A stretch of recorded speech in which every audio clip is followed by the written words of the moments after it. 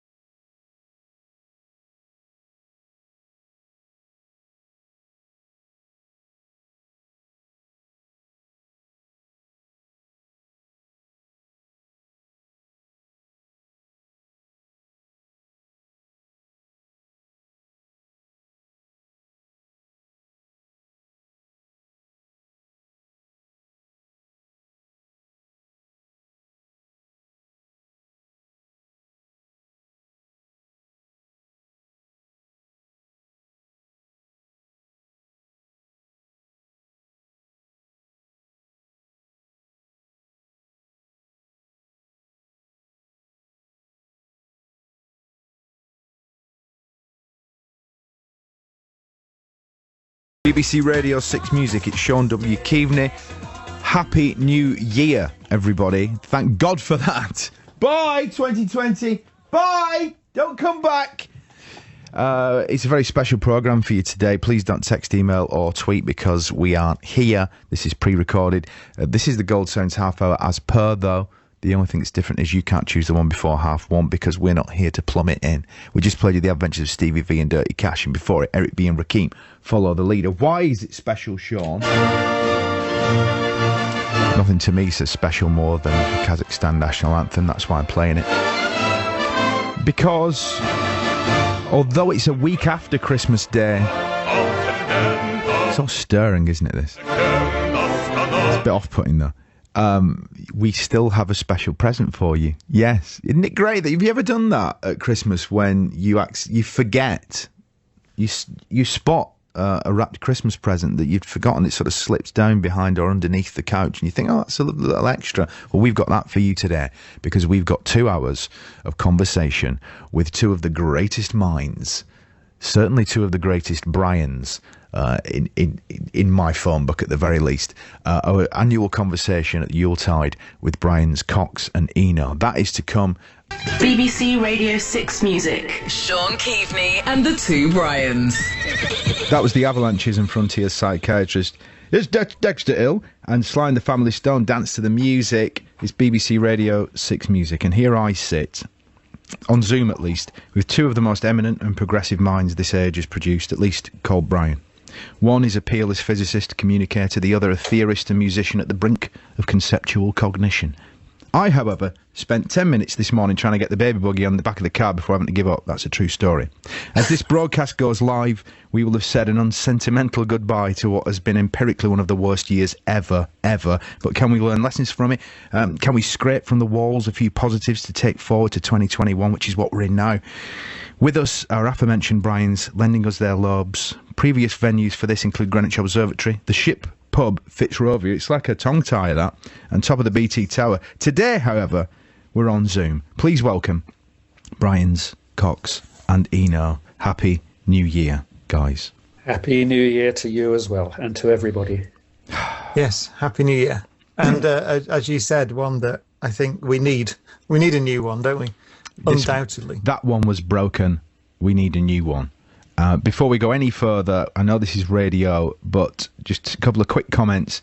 Brian, Eno, that's an excellent beard. That's like my dad's got a beard, very similar actually, and as would mine be, I think, in about, give it another 3 or 4 centimetres. So congratulations on that. And also, Brian Cox, are you utilising one of those special Zoom backgrounds? You look like you're in the snug of a pub, actually. No, it's actually an old TARDIS. Okay. Yeah. So it's one of the great things, actually. Somewhere buried on the BBC website are backdrops from all the old sitcoms, and you can have Dad's Army ones and all sorts of things. I think there's Steptoe and Doctor Who. It's a brilliant thing, actually. So they've provided all these great shots of the sets. So people can use it at home on Zoom or on their sort of preferred sort of software. Yeah, you'll find it on these downloads of all the sets, photographs of the sets. It's brilliant, actually. It's a really good resource. That's an excellent tip. Once again, the BBC pulling out all the stops. Mr. Eno, what would your preferred, if you were going to do a backdrop of something from your sort of your back pages, would it be something like Steptoe's yard? Would it be Terry and June's front garden? What would be, sort of what would resonate the most with you? I was thinking about that. I don't know how to do these backdrops, but I've wanted to do one. But the one I would really like is, do you remember when, what's his name, used to do The Sky at Night? Oh, Patrick Moore. I would just love one of those backdrops of stars. And yeah. I've just, it's brilliant radio, this, isn't it? Because I've just clicked through a few backdrops. You're going to, for all the listeners, but now it's just inspired by what Brian said there about Patrick and the Sky at Night. So this backdrop, which is on, you can all see on the radio. It looks like what I used to see out of my bedroom window when I was a kid. Go on, what is it? What it is a photograph of Jodrell Bank. Oh, yeah. So many people now will know the Lovell Telescope. If you go on the train into Manchester from London, you pass the Lovell Telescope. This iconic telescope that was built in the 1950s, which you haven't seen. It looks like a giant 75. What is it? It's I think 75 meters across satellite dish. It's a huge what? Yeah. So it's a radio telescope built in the 50s. But before that, the area was the University of Manchester's Botanical Gardens, and the story is that. But Sir Bernard Lovell, who was the builder of the telescope, essentially took it over. The way he always told the story was without telling anyone, and started building after the war. He was in radar, I think, in the war. And after the war, he started building antennas there to look initially for meteorites, I think, coming into the Earth's atmosphere, but essentially the birth of radio astronomy. And he just built and built and built until he ended up with the big Lovell telescope, as it's called now, which dominates the skyline around Manchester. And he didn't really mention it. But by the time it's a wonderful story, and it just gives you an insight into the late 40s, early 50s. What are you doing over there? Nothing, mate. Don't tell anyone. I'm building the world's biggest radio telescope, but don't. He didn't have a voice like that. He was very. Sir Bernard was I'm building the largest telescope in the world, and he built the thing. And actually, the bearings on the telescope are old naval gun turrets. So he borrowed things from his naval friends and built this thing. Recycled. You can't get an extra 3 foot on your conservatory in Brent without the sort of the council coming round. So I don't know how the hell he managed that, but it was the 40s, I suppose. Let's start with Zoom. And let's not lose sight of the insanity of this technology. This is Star Trekian level for people of sort of our vintage. How it's helped us this year, how technology and screens can be a huge advantage as well. I know a lot of parents are worried about it, but it's been a real boon, hasn't it? We can talk instantaneously in person with someone from the other side of the world. It's in our pocket. I just want to talk a little bit about that. In a couple of 100 years, though, do you think that where is this road pointing? Do you think we're diverging? Do you think we're going to become less social because of technology like this? People working from home and stuff. Or will we hurl ourselves together more gleefully than ever, for instance, once we have a vaccine? What do you think's the ultimate upshot of this technology for humanity? at the moment, I think it's working very, very well. I've spent the last 9 months in Norfolk, very isolated actually, but I've been having conversations with amazing people all over the world without going anywhere. Didn't even have to get on my bike, you know. You know, I'm talking to Yanis Varoufakis or Noam Chomsky or all sorts of people who are also sitting at home. So I think that's incredible. And I've been able to be at meetings with half a dozen people in 6 different places on Earth who you would never have been able to get together in a room otherwise. It would have involved flights and hotels and arrangements and so on.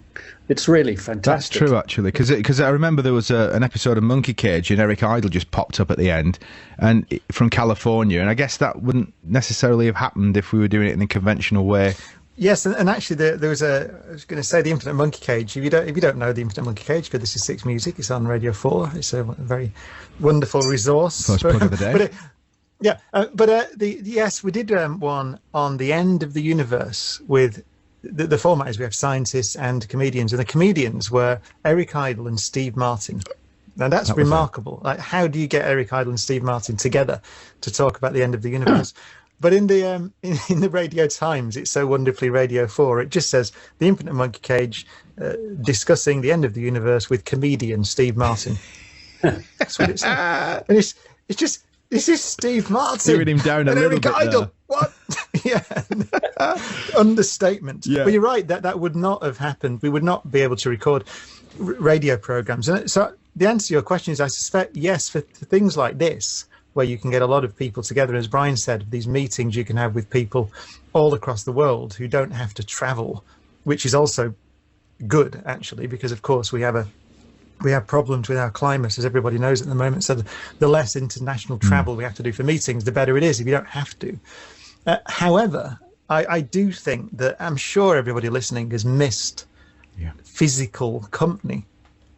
You know, I'm sure we've all been in contact with our families and friends and business associates over Zoom or whatever. Yeah. But I do think that one of the great prospects for 2021 is going to be that, as you said, the vaccine's going to come through now in the first quarter of the year. My guess, and I don't know anything more than anybody else that's listening, but my guess is by Easter, you know, I think most of us are going to have been vaccinated, and or the disease will be on the back foot, and I think it's going to be wonderful. Imagine what your town centre or local pub or wherever you are, what it's going to be like when everybody can actually go and shake hands or whatever you want to do and sit in a big crowd. I think it's going to be wonderful. So I don't think we'll ever lose that. I think our appetite for that will be enhanced and amplified. I mean, it's a little bit like that. People have made a direct comparison with the Roaring Twenties, of course, because almost exactly 100 years ago we had the great influenza epidemic, which lasted about 3 years, and then and people are saying, well, no wonder it was the Roaring Twenties, because exactly the same impulse, isn't it, to throw yourselves together and in union and sort of celebrate the physical. But I just wonder, like, you know, hundreds of years in the future, you know, I always, because I'm very reductive when it comes to these kind of references, I always reference Wall-E, the Pixar film, because there's this idea of a faraway sort of dystopia where we just sort of live in bubbles and we communicate via screens, etc. We don't have to worry about a future like that, surely. Well, it depends whether we really look at this year as a disaster, 2020, the year that's just gone, as a disaster, or whether we think of it as a kind of learning moment. And I think there's so much to learn from this year. And in fact, I can just list a few of those. I'd love that. For a start, we've discovered that women tend to run countries better than men do. All of the countries that did really well in this pandemic were run by women. And all of the ones that did really badly were run by very macho men. England, USA, Brazil, Philippines, India. All of those are models of kind of male-style government. Yeah. They really made a mess of dealing with the pandemic. So it would be good if we learned that lesson, that we don't need macho men any longer to run things. We need people who can cooperate and who are humble in the face of the evidence. who don't think they can beat it just by being he-men. Yeah. Perhaps the other thing we can learn is who is actually important in the society. You know, we had this thing this year of discovering who essential workers actually were, and also discovering that they were inevitably the people we paid least. Yeah. So I think if we even just learn those two lessons, that we're rewarding the wrong people. That's such a incredibly beautifully put, actually. And also when like a few years ago when we started doing this Two Brian's chat, you know, certain figures who should know better were saying things like, "We've had enough of experts," and I'm not wishing to trigger you guys, but the vaccine, you know, this Herculean, collegiate, selfless effort for mankind on behalf of science, you know, is that another thing that we can learn from, or that we can hope that, you know, will it have a very positive effect? Do you think that more children will be drawn to do things like science degrees, etc.? Because, you know, this is almost like a superhero kind of intervention, isn't it? The fact that they've managed to turn these vaccines around so quickly, is this going to be another positive for the future that we can carry forward? I think so, yes. I mean, again, respect for science, which was starting to suffer because of people who still gave this impression that good old British common sense would be better than science. You know, we've just got to lose those ideas. But the rest of Europe, I think, has realized a lot of things. For instance, did you know that they've just almost finalized a European Green Deal, which is a commitment to spend $7 trillion in the next few years, pounds or euros probably, on climate change, basically, on dealing with climate change. And all new European legislation has to be looked at through that lens. It has to conform with the Paris agreements. So this is an incredible step forward, I think. Unfortunately, we won't be part of it. No, and I think I'd like to pick up on something that Brian said, which is really important, which is humility in the face of evidence, or humility in the face of nature. I mean, we've certainly seen that it doesn't matter what your opinion is. Putting your head in your hands and thinking, well, it'll be okay. If you've got an infectious disease that spreads, it spreads. There's an exponential growth if you don't control it. This is just a fact. And we've seen that every time we try to relax restrictions, then we go back to growth in the disease. There's very little you can do about it, because that's the nature of disease, which is what we're talking about here is nature. And nature, very famously, we've said it so many times, I think, on these programs, nature genuinely doesn't care who you are, or what your name is, or what your position is, how rich you are, or which school you went to, or whatever it is. It doesn't care. It's out there, and science is nothing more than an attempt to try to objectively interrogate it, to understand it. And what we've seen, actually, you mentioned the vaccine development. The key point there are several points to make. One is that that was possible because of previous investment in science and people. It's people that did that, and they did it based on knowledge and technology and techniques that we had developed through primarily public investment, although also partly private investment with the drug companies, but really public investment in the sense of education. Like, scientists don't come from, they come from the education system, from primary school and secondary school and on the way through university. And without those people, you don't have anyone. You don't have the people to develop vaccines. You don't also, by the way, as Brian pointed out, have the nurses and doctors that we all relied on massively in this crisis. You don't have any of them because it all requires education. But the positive, as Brian said, obviously, I think more people will recognize that, because it doesn't really occur to you, perhaps, in your daily life, usually. It doesn't occur to you how important research is.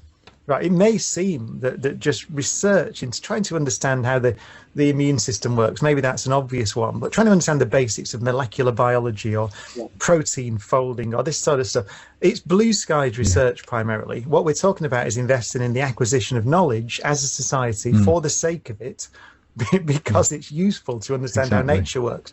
On that foundation, we can do remarkable things. And if you think that 1 year ago, as we speak, just over a year ago, let's say 14 months ago, this virus was not known. Yeah. Right. It existed in bats, not humans. If you go back 14 or 15 months, right, at most.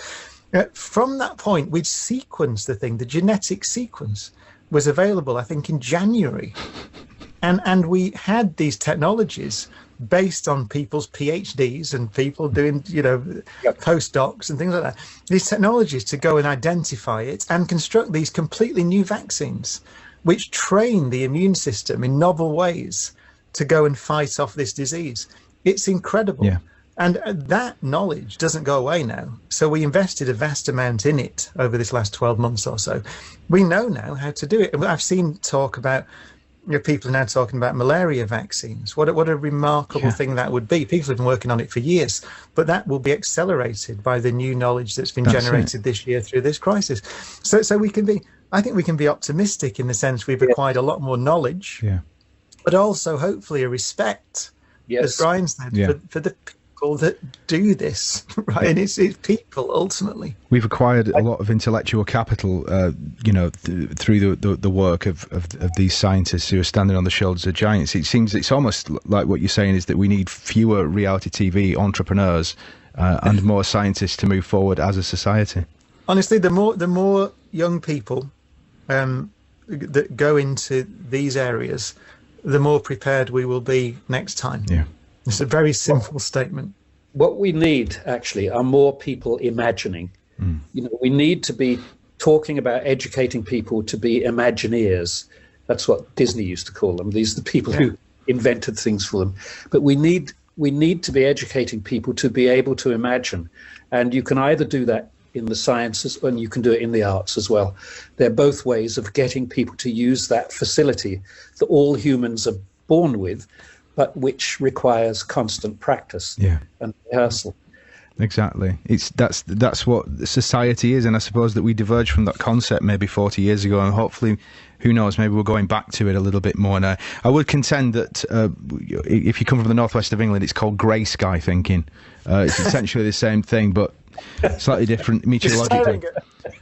Staring at the clouds rather than the sky. Exactly, yeah. It's the same. And the stars. Same difference, though. Okay, we're going to have a couple of songs now, and then we're going to be back with the two Brians. It's BBC Radio 6 Music, and a Happy New Year. I'm Shaun Keaveny, and I'm very, very pleased and privileged to say that via software technology, I am here with Brian's Eno and Cox for our annual get-together around this time. We just had Wheeler J. Healy's Heavy Traffic from Twin Heavy album and Granddaddy's AM 180. Just quickly, I'm going to very quickly go back to the vaccine bit before we move on.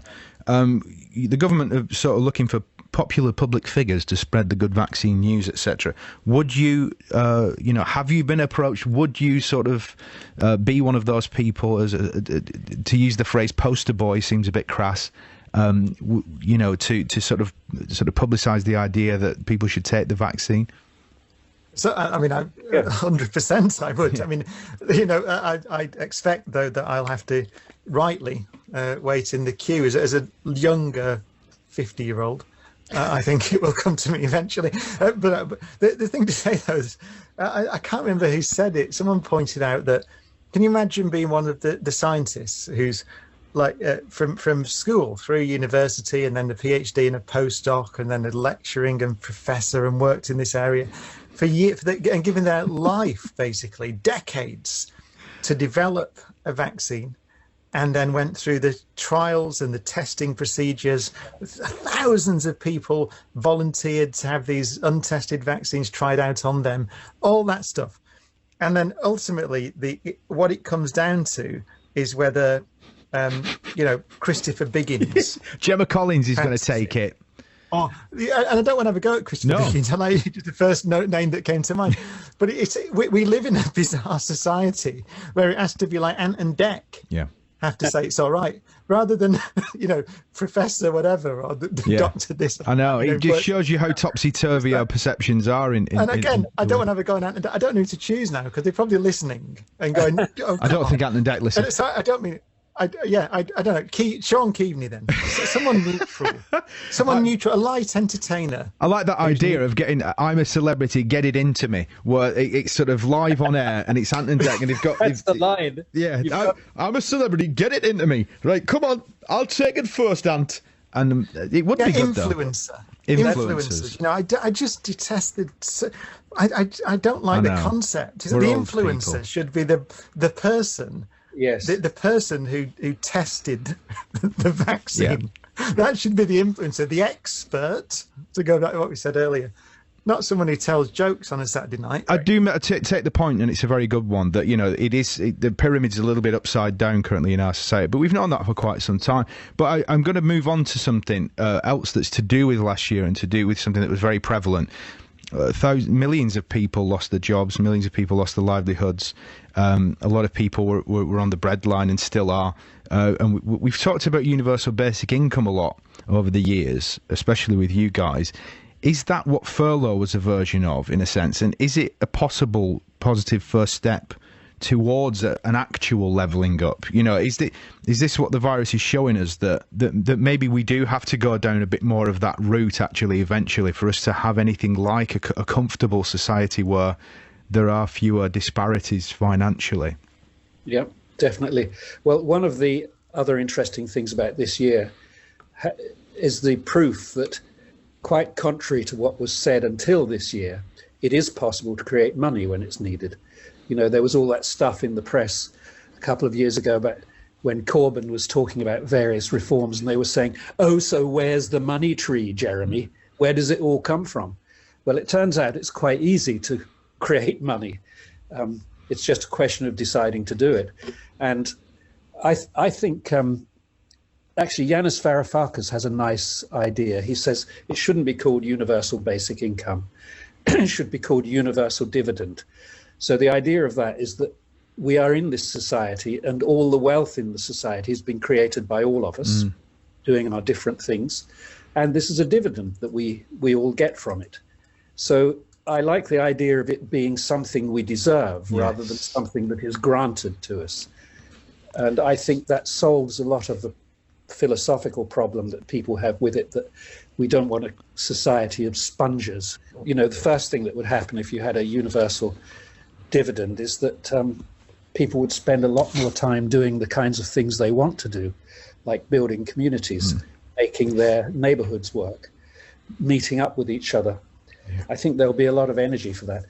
And staying with you, Mr. Reno, you've talked about, you know, in previous articles, you've talked about how things like the rise of Donald Trump, for instance, was quite long coming, you know, and I think that's been shown with movements like Black Lives Matter and things like that. This has all been stewing for, in some cases, centuries. Societies built on slavery and colonialism and stuff. We're talking about a long game, which brings me on to the 10,000-year clock and the Long Foundation, which I didn't know that much about until recently. This is something that you're involved in. I'd love you to tell us a little bit about this, because this seems like foundational for you as a concept. This basic idea that instead of looking at things in very short 4-year snapshots, for instance, if you're a politician, let's start looking at things in a much longer, deeper time. Yes.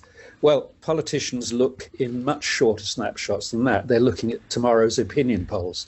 They're looking at tomorrow's headlines. So much of policy is dictated by what the press are going to say about it tomorrow. But so what happened, the way the Long Now Foundation started, was a few friends, mainly Americans except for me, were talking about how strange it was that we're now making computers that work in periods of time that are so short that they're almost impossible to understand. Teraflops and things like that. They're incredibly fast computers. So we're thinking in increasingly short periods of time. And yet at the same time, we were starting to think this in the early 90s. We were coming up to the year 2000 as if that was the future. And there was sort of nothing beyond it. Nobody had any idea what would happen past that horizon. So Danny Hillis, one of our members, thought what we need is really a kind of monument to long-term thinking. We want something that will put in people's minds the idea that humans might be here for another 10,000 years. And if we know that and really believe that we are going to be inhabiting this planet for another 10, 20, 30,000 years, how does that change what we do now? So we decided to build this 10,000-year clock in a mountain. It is nearly finished, actually. It'll be finished in January, I think, or it will be opened in January. And it's a huge thing. It's 580 feet high. It will run for 10,000 years. It's made out of huge titanium gears and cogs. It's a mechanical clock, so it can be repaired. It resets itself according to the position of the sun. So if it gets ignored for 250 years, it doesn't really matter. It will, as soon as it's wound again, it will know where it is, sort of thing. It's fascinating to. I've just read a little bit about it, and it's like you say, it's built into. Is it in a limestone mountain in Texas or something? Yes, that's right. And so, but it's literally like a 500-foot high clock that ticks over every year, so towards 10,000 years, essentially. Yes, that's right. It has a peal of bells. It has 10 bells, and it has a peal that I wrote. So every day for 10,000 years, it will have a different combination of those 10 bells. Because it turns out that 10 bells, the factorial 10 is about the same as the number of days in 10,000 years. So from the 10 notes, the 10 bells, you can essentially create that amount of days worth of original melodies. That's right. Yeah, there you go. That's the top of my head's just come off. It's a bit like I'm trying to start editing things on my GarageBand, and it's like that little that little arrow that you can move and you can zoom out. Yes. And you can see much more. And is that the basic idea, that we're really trying to get humanity to zoom out and to see a lot of the things that Mr. Cox has talked about over the years? It's like the pale blue dot, isn't it? If we zoom out and look at things in a bigger context, we can maybe is the hope that we can maybe put some of our smaller differences aside and work to a more, like we were saying before, a collegiate togetherness, really. That's the hope, I think. And I think it's, again, the experiences of this year have shown us that that's not optional. That's actually what we have to do. I mean, Brian, as an astronomer, will know a lot about zooming out. But normal humans don't know that much about it and don't do it that often. Perspective is so important. It's often, I think, seen as a luxury. But as Brian said, we're talking about astronomy gives you a perspective in scale, but also in time scales. And what Brian's talking about is a perspective in terms of time, not human time, but the geological or cosmological times. Yeah. And what perspective does, ultimately, in my view, as we've spoken about many times, is to make us realize that we're more valuable than we might otherwise have imagined. The perspective that we might be gone, we will be gone someday, and it's in large part in our own hands when that moment that we as humans vacate this universe is. It's really, we're at the point now where we can choose to either actively destroy ourselves with a nuclear war or something, or perhaps in the long term, certainly irrevocably damage the climate and make it very difficult for us to survive. We can do that. Or accidentally, we might get hit by a big comet or something like that, but we're at the point now where we can look for them and detect them. Mm-hmm. Or we can choose to try to mitigate those risks and lengthen our time in the universe. Pandemic disease is a good example. I've lost count of the number of sort of radio shows and television shows I've done where we talked about existential risk to the human race, and war and climate, and those things are all existential risk. One of the other ones is pandemic disease. It's been there at the top of everyone's list for decades. And what we've seen is that we really didn't take it seriously enough. Even though they come, that we've seen it before, the Black Death, Spanish flu as it became known, now coronavirus, COVID-19 and so on. These things come. every few decades, or at least every century. And it's in our power now. We have the power to prolong our time. I was thinking as you were talking, I just thought I'd read you something. I looked it up as you were talking. It's I always quote this essay. It's called The Value of Science by Richard Feynman, that he wrote. It's actually a speech he gave in 1955 to the National Academy of Sciences in the States.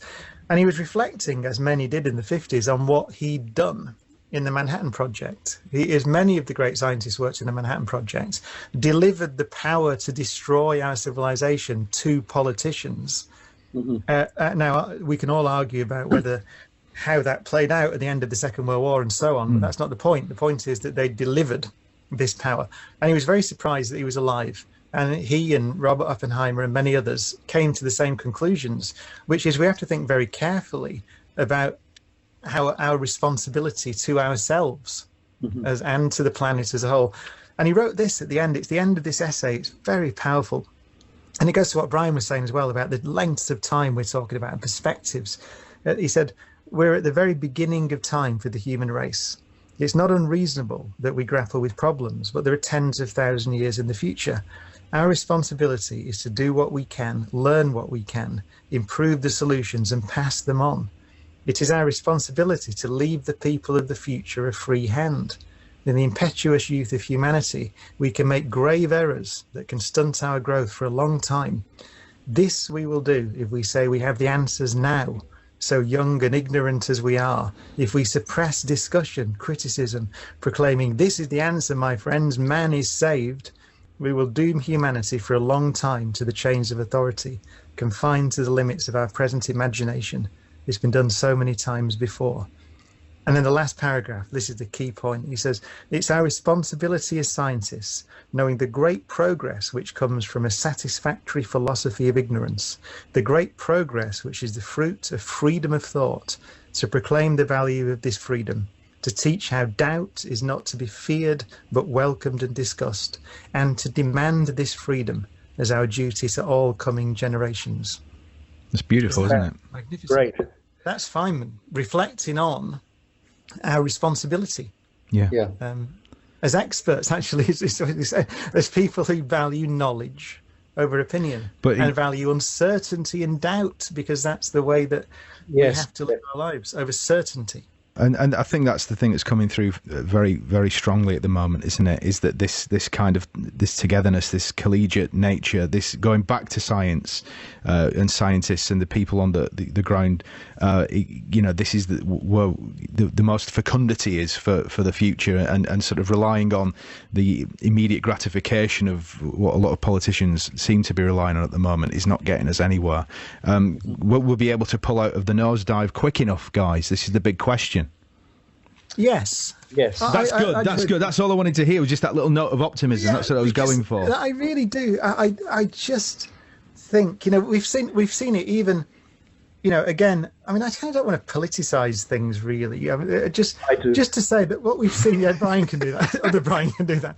But what we've seen in the States, for example, is ultimately, although there's a lot of kicking and screaming, what is it, the Shakespeare thing, the sound and fury signifying nothing, what we've seen ultimately is the transfer of power. And there's a great essay by, I can't remember who wrote it, in the Times. It's Daniel Finkelstein, I think, Lord Finkelstein. He wrote that the thing about democracy ultimately is it's not very good in many ways, right? It makes terrible decisions as well as great decisions. It's all over the place, but ultimately the value is the acceptance you don't know, therefore you change. And the ultimate symbol of that is the peaceful transfer of power. Yeah. That's what matters more than anything else. And all the errors that get made in the name of democracy by the voters as well as politicians, we have to say, that they get voted in. But those errors, up to certainly since the Second World War in our part of the world, those errors have been corrected. Again, I think what the best thing we can glean from this section of the program is if we can just keep hope that humans don't immolate themselves in the next few years when we look at the long game over the next 10,000 years, humanity will still be there to wind that clock in the Texan at Limestone Mountain, because we will have swung here, swung there, but ultimately forged a more peaceful path. And it's New Year's Day, so that's the sort of optimistic bell that I'm ringing there. We've got so much more to talk about, and we're running out of runway as per usual. Just before the news, though, it might be a bun fight, but can I request a song from one of you guys? Is there something that you burningly want to hear on the radio on New Year's Day on BBC Radio 6 Music? If not, then it's going to have to be Chelsea Dagger by the Fratellis, which is no bad thing. Why not?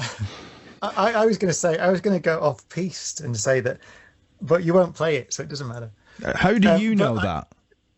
Well, because I've been thinking a lot about some older music recently. Oh yeah, very much older music. But I go back 100 years or so.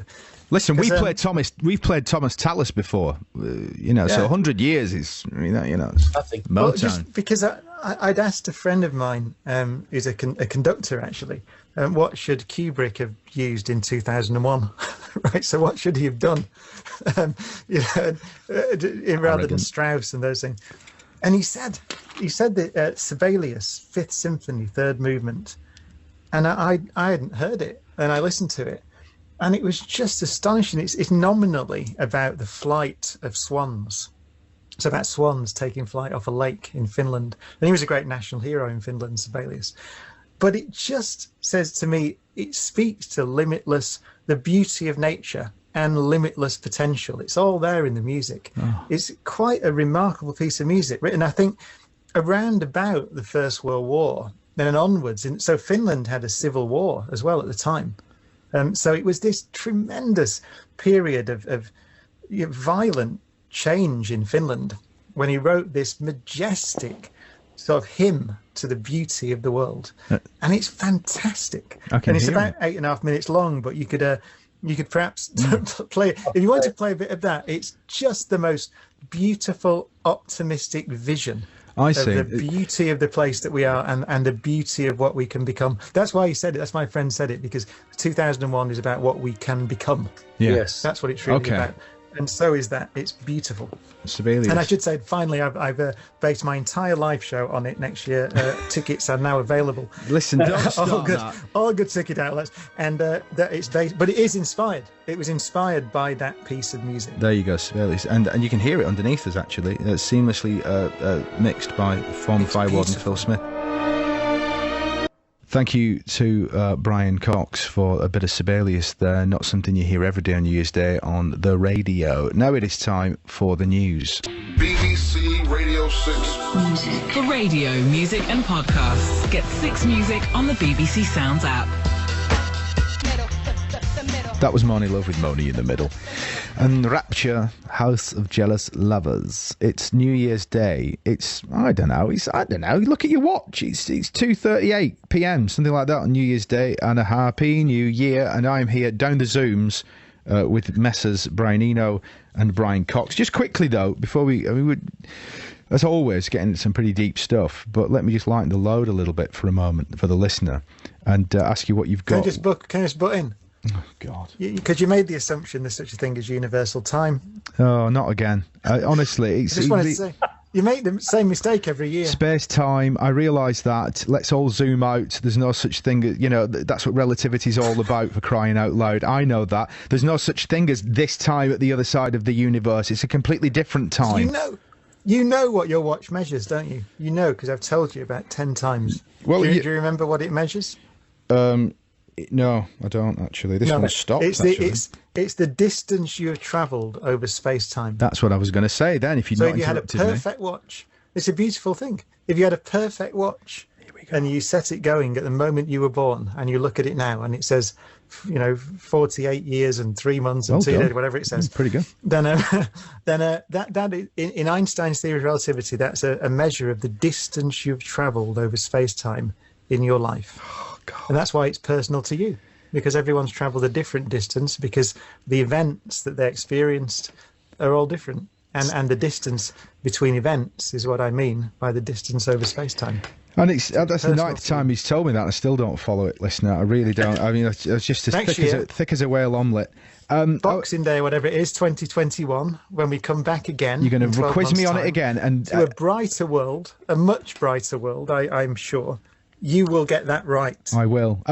Interrupted you, sorry. No, I was only good because it's New Year's Day now, obviously. So a lot of people, and we've done all the presents thing. But at the time of going to press, at the time of recording, it's pre-Christmas. And so, I mean, you already know what I got you. I rifled through the bookstore here, the free bookstore on the 4th floor of Wogan House, and I gave you, Brian Eno, the Tricky autobiography, and I gave you, Brian Cox, the Stephen Morris autobiography from New Order. Just so you know. Though. What? Thank you. Well, I haven't got it. Have you not? That's because you haven't got it yet, because you, of all people, should realise that time is elastic, and that even though you have already got it, by the time people are hearing this, you haven't got it yet, because it's actually early December. Oh, you've actually sent us presents. I have, yes. Back in time, That's nice. Isn't that lovely? By a free bookstore, I'm just a little bit worried. Did you mean you nicked it? I didn't steal it. No, I wouldn't. It's been a long time since I've done that. What's a free bookstore? Well, we get sent a lot of books, don't we? And there's always a surf eat here, and so you can. It is a great spot to pick up a few stocking fillers. But I think that should lead us on to a question, perhaps about. The great lives of some of our great musical heroes. If you were in repose on New Year's Day, perhaps you're halfway down a bottle of Sandeman, the children and grandchildren have left you alone, you've got a quiet moment, whose life do you decide to indulge in, to find out more about? You know what I mean? Great musical heroes that you would like to find out more about. Somebody I've been finding more and more engaging recently is Joni Mitchell. Mm-hmm.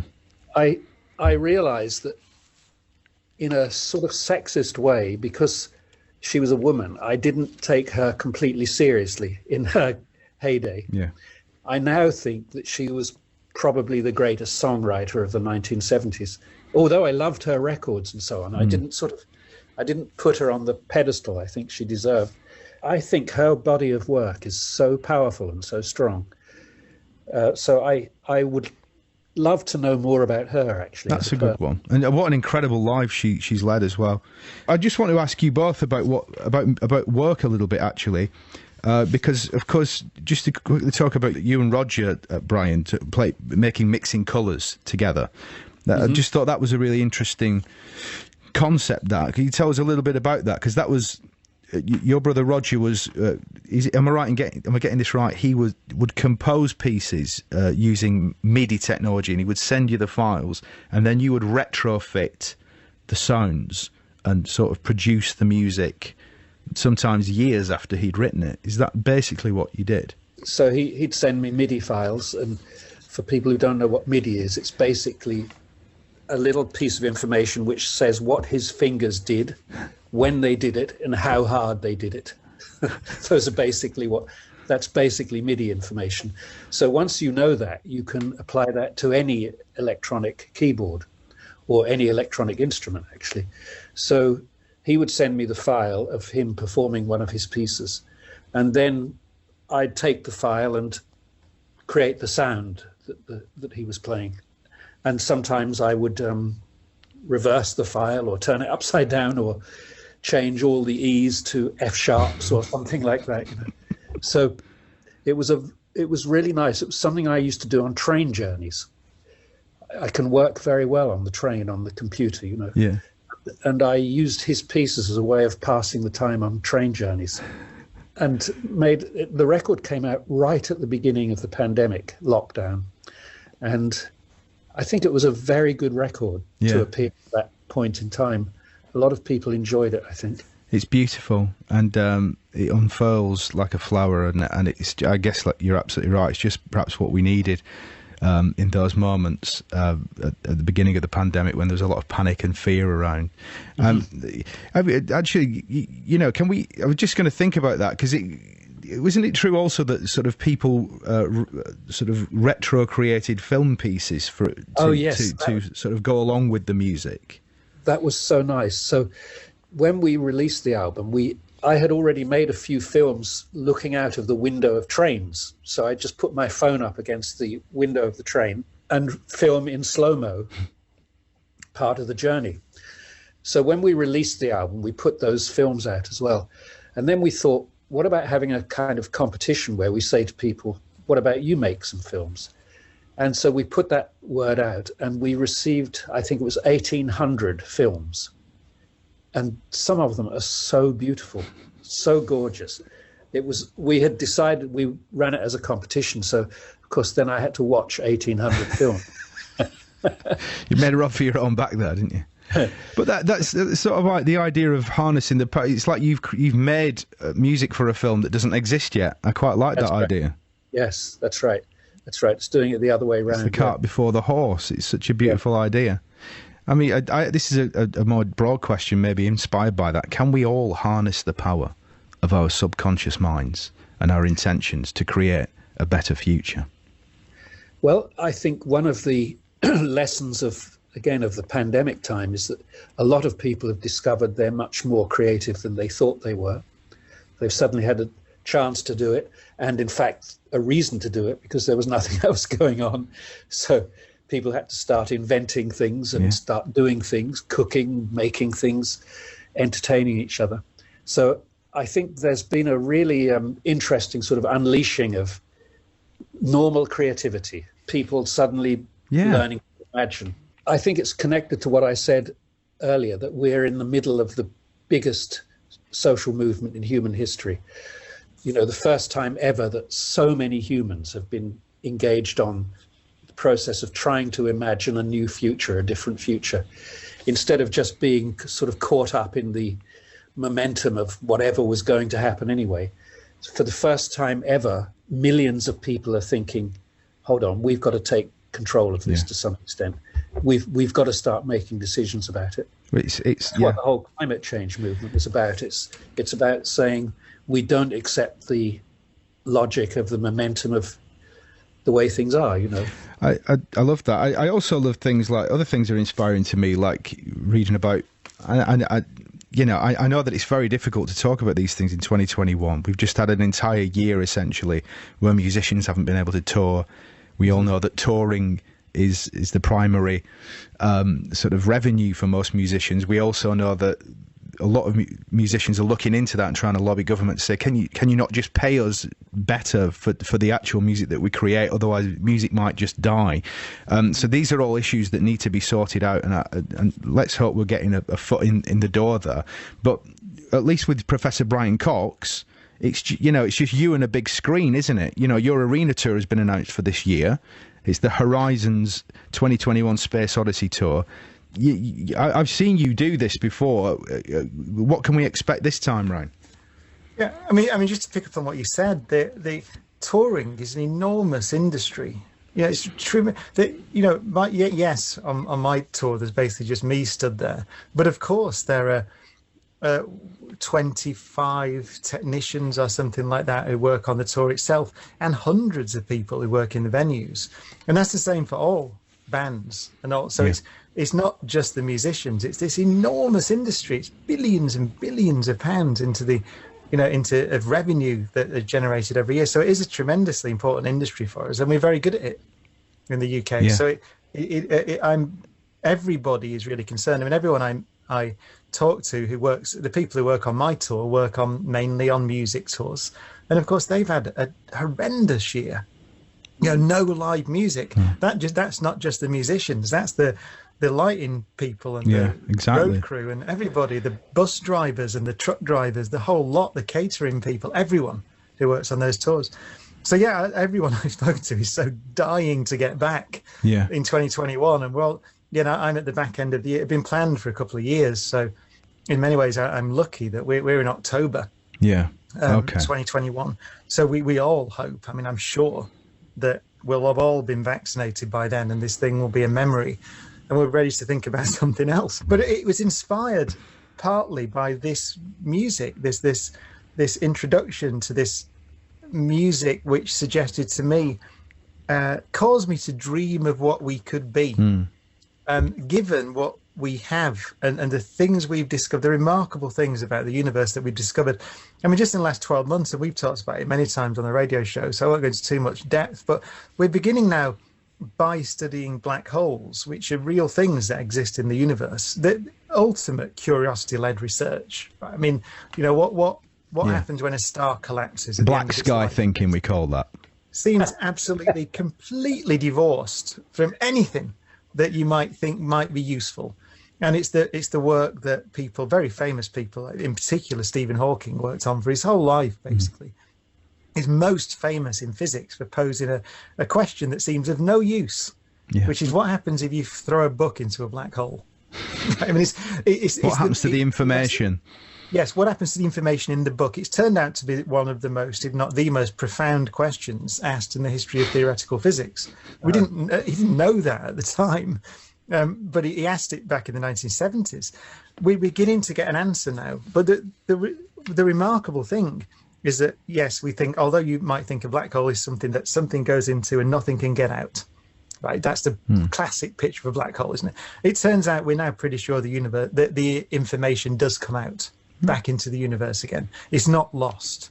So if you jump into a black hole, the pattern that is you, the information that is you, ultimately gets out. And somehow, if you are sufficiently omnipotent, I suppose, almost godlike in the future, you could reconstruct that information. It's still there. It's never lost. A bit like energy's never lost. It's just transferred into different kinds of energy. The same thing. Yeah. But what's remarkable in that process of understanding this most abstract, if quite whimsical question, is that we've begun to get a deeper understanding about what space and time are. And even more remarkable, a lot of the insight has come from work on quantum computing.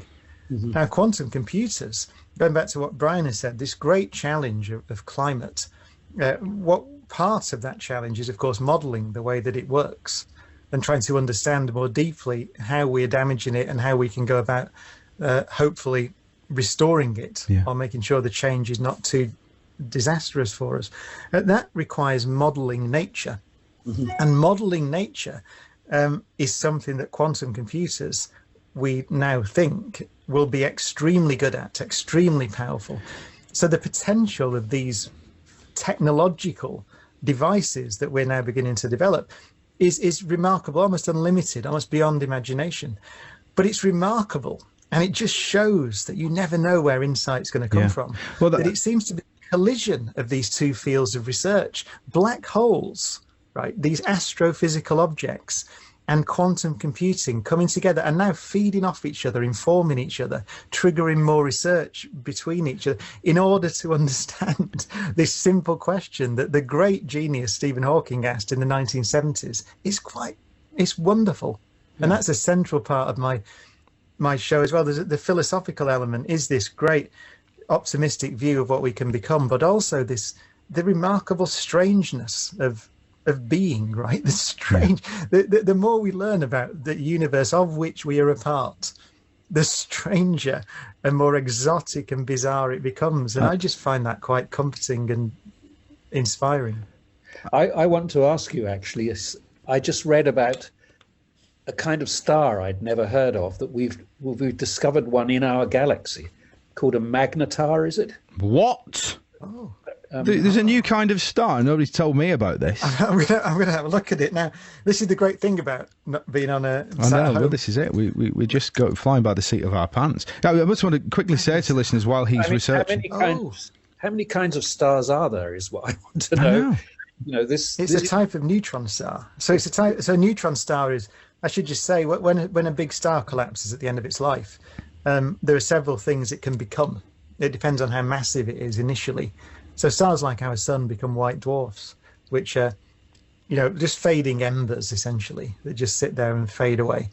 If you're more massive than that, more than about, let's say, 1.5 times the mass of the sun, you end up as a neutron star. I love those which ones. Is this exotic thing. It's, more massive than our sun, which you can fit 1 million Earths in, by the way, but compressed into the size of a city. Yeah. So about maybe 10 kilometers across. I love that. Incredibly dense objects. if you're even more massive than that, then even the mechanisms that keep a neutron star upright, if you like, that protect it from its own inward gravitational pull, are not sufficient, and so you collapse into a black hole. And so that's kind of the hierarchy. But neutron stars are bizarre. A thimbleful of this material is significantly more massive than Mount Everest, and so on. It's just it's like a big nucleus, an atomic nucleus that's been squashed. A star squashed. And it's real. These things are out there. I sit there in the car explaining these things in a really dumb way to my children, and it's like, what? So a spoonful of it is the weight of Mount Everest. Yes, it's out there, and it's spinning about 70,000 times a second, and it's like a colossal lighthouse on the other side of the universe, and it's real. Yeah. It's actually happening, guys.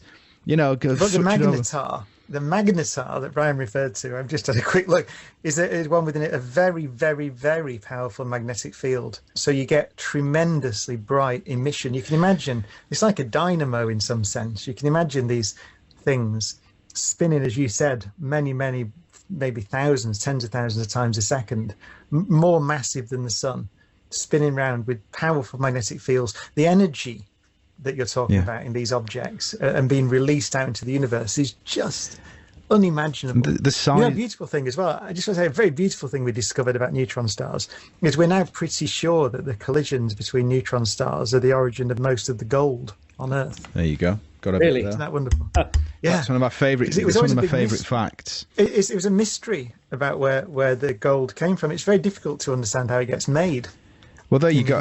Well, indeed, it does. And if you got some, it's collisions of neutron stars. If you got some for Christmas and you're fingering it now, just imagine that 2 neutron stars the size of Luton colliding and spewing out immense amounts of gold, some of which is in the mantle and the crust of the Earth that was mined to make your necklace. It's madness, is what it is. Horizons 2021 Space Odyssey, October this year. We can't wait. Mixing Colours, Roger and Brian Eno is out now as well. All these fantastic cultural gifts glistening for us in the ether. We're going to have a song, and then we're going to have the news, and then we've got our last half hour with the Bryans, which is dreadfully upsetting. Professor Brian Cox. And of course, the legend that is Brian Eno. We've just played Both Sides Now by Joni Mitchell, mentioned earlier on by Mr. Eno. And I think also she's a favourite of yours too, Brian Cox, isn't she? In fact, you sat next to each other at something, and we did quite recently. I've got to say that version of Both Sides Now, it's one of my favourite. It's my favourite live album of all time, Miles of Isles, and it just sounds. I think it was early 70s. I think it was 74 at Hollywood Bowl in the summer, and you can hear it in the recording. You just listen to that. You should rewind if you're on iPlayer or whatever it is, BBC Sounds, and listen to it again. You can hear the hissing of summer lawns. Night, and it's brilliant. And it's one of my favourite stars. It gets better and better. She recorded it on an orchestral album not that long. Maybe it was longer. Maybe it was about 10 years ago. But long after that recording, and the song changes. And you listen to her singing that song at different phases of her life, which is what the song is about. Yeah. It's one of the, but I agree with Brian so much, it's one of the best songs ever written because it changes. Every time someone re-records it or she re-records it, it changes and gets deeper and more powerful. It's brilliant. I love those songs. I love those songs that are written by relatively young people that speak to the ages. Like a John Prine song, like "Hello in There" or something like that. That is written. Or "She's Leaving Home," you could say, or the Beatles, like written by somebody in their 20s or early 30s. That they're imagining what it's like at the other end of their life. I think that's such a fantastic gift. Yeah, that's why she's a genius. But you're right. I did meet her recently. And you meet a real hero, like a real legend, and I had that feeling. The only other time I've had it probably was meeting Neil Armstrong, when I just shook his hand and I couldn't believe it. I didn't know what to say to him. It's Neil Armstrong. And I think it would have been like, well, Brian, I could, because you've worked with many of my heroes, Bowie. I mean, I never met David, and I would have been like that with David Bowie as well. But Joni Mitchell, again, same thing. I couldn't believe it. And I ended up sat next to her randomly. But she asked me questions about quantum mechanics. Oh. And I was so happy because, I just want my hero, one of my heroes, to be just interested and interesting, and all the things that I imagine that they are. You know from her songs, right? Yeah. You know she's got this deep insight. But that was it. She was so fascinating and so interested in new ideas that I came away, beautiful. even more in awe of her. Have you? We actually just mentioned this off air, but you've definitely played the Hollywood Bowl back in the day, haven't you, Brian? What was it like? That question. Well, do you know what? When we toured America, this was in the early 70s, I have such hazy recollections because we were always paired at that time with other bands. And so we were always the support band in those early days. And we were supporting very kind of strange, inappropriate companions like Jethro Tull and Humble Pie. Really? I can't imagine. The audiences were people who'd come to see those bands. They would often throw cans and bottles at us. Dear God. It wasn't the most comfortable experience, really. I remember my good old mate Mark King telling us a story about once when they toured America back in the early days, and that people started throwing fireworks at them and candles and all kinds of things, and there were firecrackers going off, and one went into the crook of his arm. And sort of a firecracker went into the crook of his arm and exploded. Everybody thought he'd been shot. Oh, no. Oh, Jesus, he's gone down. This is ridiculous. It was like, it's pretty hairy times for touring musicians sometimes, wasn't it? Well, I can remember we once, in 1972, we played in Charlotte, North Carolina. And before we went on stage, the promoter said, "Do you know that this has the highest homicide rate of any city in the world?" In the world, he said. And we went on stage and there were armed policemen each side of the stage looking at us playing, and they were there to escort us on and off. Good God.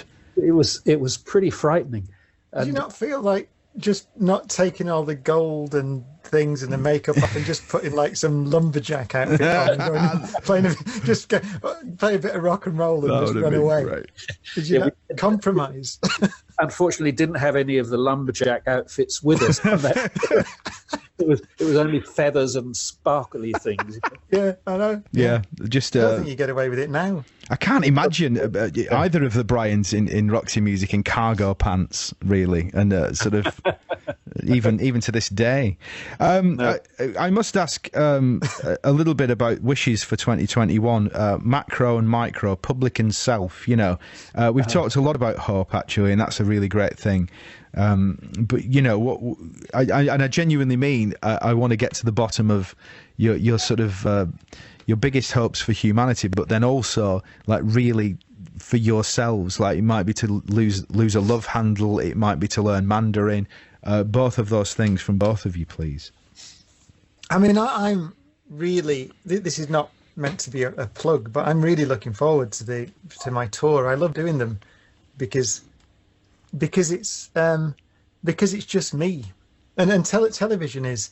I like doing television, but it's kind of it's not only collaboration. I like collaboration, so I like collaborating with creative people. But it's also, of course, television is, especially the big documentaries, are commercial things, and they're a big commercial marketplace, and they're sold around the world and all that sort of stuff. So it's never the purest of forms, put it that way, right?